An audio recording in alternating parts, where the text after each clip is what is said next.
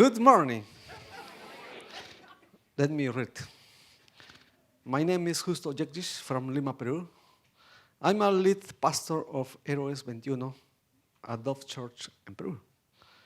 For many years, I have been working with young people, so I understand the big challenge to reach new generation for Christ. In a family, it's a total challenge that the children follow the faith of their parents. In the church, it is also a big challenge for the church to last many generations. In a network church, it has been a bigger challenge raise up a new and good and powerful and nice leadership. In the church field, the challenge is summarized in a simple question. How to bring people to church? Yes or no? Summarize. This question is the main topic of conferences, conventions, seminars, and books. It has been, it is, and it will be the question.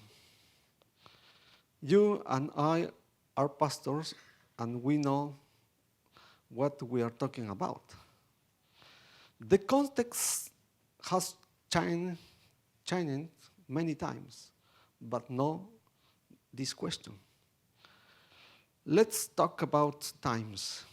Times has always been changing, but recently the changes are so radical that it is more than a simple generational conflict.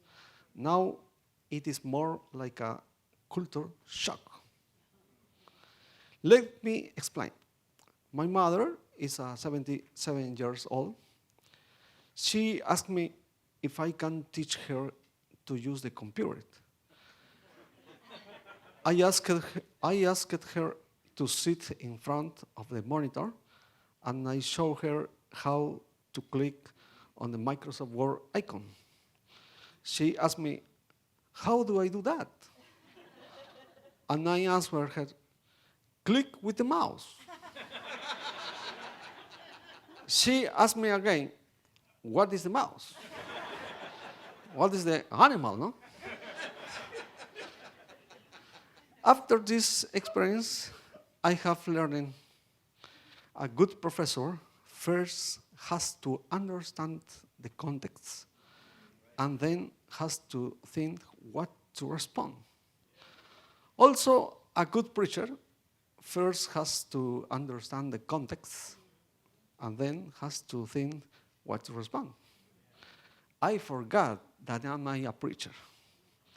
A good preacher gives biblical answer in context. Please repeat after me. Biblical answer in context. I like. What happens if the context changes? The answer is irrelevant or meaningless. The Word of God doesn't not change, and it does not change because He Himself does not change. God is unchanging. What changes is the context. Do you remember our question? How to bring people to church? To find the answer, first, we need to understand the context of my neighborhood, the context of my town, the context of my city, the context of the planet. Do we really understand our times? The Issachar type of people understand the times. That is why they knew what to do every time. That means they knew how to answer. The mother's church is a way to answer. The question is, Is the church model we are following the biblical answer to the present context? Peter was fishing all night without results. Then, I have time? Okay. Then Jesus appeared and said, "It's time to fish." Peter responded, "There is no fish." Jesus responded, "No fish? No net? No time? No word? I have accumulated 75 years of experience, 50 years from my father and 25 myself. And I see the same model of church with many aesthetic changes. Just. What is the result? The fish are escaping from our networks. I want to give you some data. In Latin America, according to the 2015 Latin barometer, the 20% of Latin people claim to be evangelicals, but just half of them regularly go to church. Another study says that in Latin America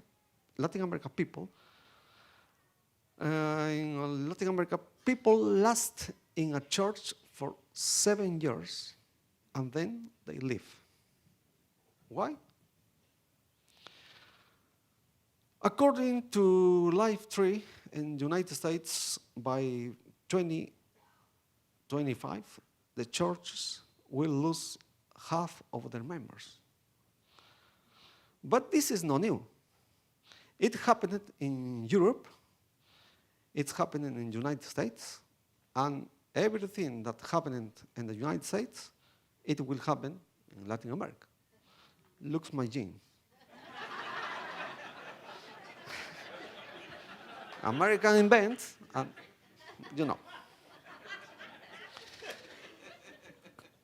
Yeah, I never preach in gene. Good pastors continue praying and working to find the biblical answer in context about the question, how to bring people to church. Some years ago, I was talking to myself, to God, and to my pillow. What if the question is wrong? What if the question is how to bring church to people? And more yet, what is church? Another question, my model church or net is the right model or net to reach out the people that the Lord put in my heart?